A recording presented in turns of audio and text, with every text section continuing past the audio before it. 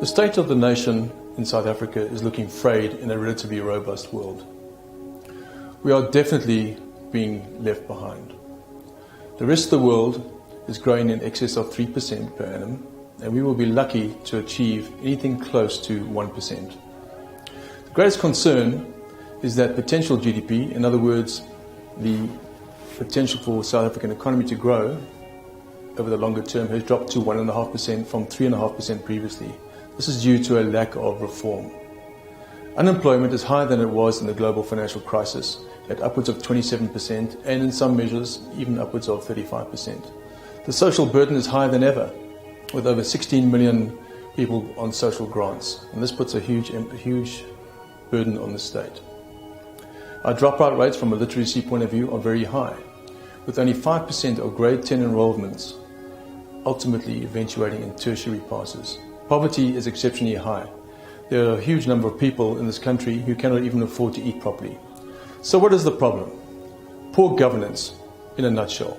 Corruption, lack of political stability, and general lack of confidence. The business sector and the consumer is lacking confidence at the moment.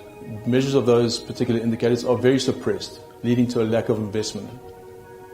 Equity markets have done precious little over the last 3 years in evidence of that particular situation. Foreigners have in fact been net sellers of our equity market, whereas they've been buying other equity markets around the world. Is it all bad? Well, there are a couple of silver linings. The current account is improving, and that's really on the back of the fact that our imports component is very, very low at the moment because the economy is so weak. When you are weak, you don't buy a whole lot of goods.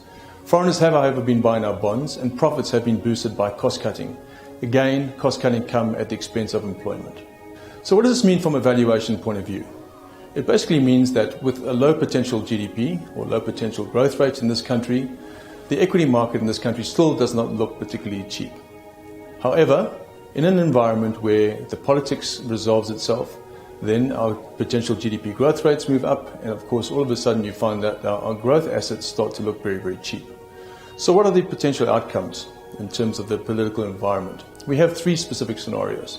The one is a business-friendly scenario, which we call the high road, and that effectively is where you have an election of a business-friendly candidate as president of the ANC, who goes on to become president of this country, and is able to indulge in reform without favor and without any vested interests. Now that, in our view, unfortunately is quite low probability.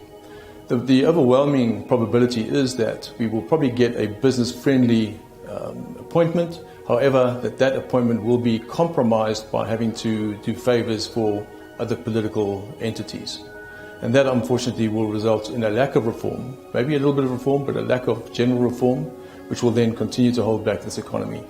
And the third scenario, which is the low road scenario, is a situation where you have factions which have been involved in so-called state capture, getting the upper hand and resulting in a total lack of governance. High government spending, consumption from a government point of view, and general corruption. And of course that will even lower our already low potential GDP growth rates. And of course equity markets and bond markets from a South African point of view are likely to do very poorly in that environment.